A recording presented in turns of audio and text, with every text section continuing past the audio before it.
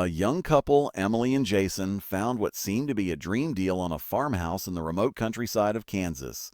The house sat on acres of fertile land surrounded by whispering cornfields. But from their very first night, the countryside revealed its dark side.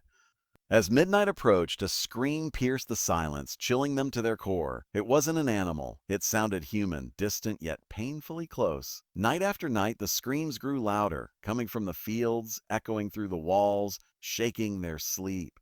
Desperate, they asked the locals, who grew pale and refused to talk. One old man finally warned them. Years ago, a series of grisly murders happened there, and the bodies were never found. The land, he said, was never meant to be lived on again. When Emily dug deeper, she discovered hidden floorboards concealing bloodstained tools and a diary of a disturbed farmer who claimed the land to feeds on the restless. That night, the screams turned to cries for help, and shadows moved among the corn. By dawn, only Jason remained, trembling in the yard, insisting he saw Emily dragged away by the fields themselves, leaving no footprints behind. A rainy night along Route 19 in rural Pennsylvania turned terrifying for Mark and his friends when they spotted a lone woman walking barefoot on the roadside. Dressed in a pale, soaked gown, she raised her hand, asking for a ride. Out of compassion, they stopped. Her voice was soft, almost broken, as she asked to be dropped near an old bridge. Throughout the drive, she stared blankly ahead, barely blinking. As they reached the bridge, she whispered, "This is where I left everything behind." When Mark turned to respond, the seat was empty. Panic struck them, but when they checked the car, her wet footprints were still on the seat. The next day, they told a local sheriff who only nodded grimly. He revealed a story.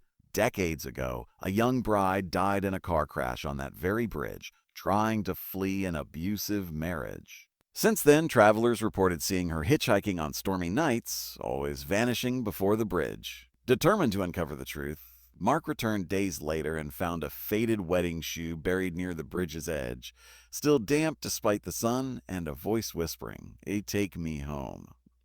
Deep in the Alabama countryside, a well stood forgotten behind an overgrown churchyard. Locals warned never to peer into it, calling it the well that takes more than it gives. Tommy, a curious 12-year-old, ignored their warnings one humid summer evening, tossing a stone into the abyss. Soon they stumbled upon a clearing where ancient stones were arranged in a circle, blackened by time and something darker. Shadows flitted between the trees, though no wind stirred. One by one, their phones died, and the drumming stopped, only to resume behind them. Locals told stories of the cornfield that ate the outskirts, expanding unnaturally year after year. Farmers reported hearing rustling at night when no wind blew, and livestock disappeared near the edges. A journalist, Amy, went to investigate after reports that 3 families had vanished without a trace. She found remnants of homes swallowed by towering corn stalks, windows peeking out like tombstones. GPS malfunctioned within the field, spinning endlessly, and compasses refused to work. As she ventured deeper, she stumbled upon old military signs warning of restricted agricultural experiments dating back to the Cold War. The corn grew unnaturally tall, roots thick as wrists, pulsing slightly under her hands. Whispers filled the air and shadows shifted as if the stalks themselves were alive. Amy's last transmission spoke of finding a church bell in the middle of the field, still ringing faintly. When rescue teams entered days later, the field was normal again. No bell, no equipment, and no trace of Amy, just rows of corn swaying without wind, hiding a history the government never admitted.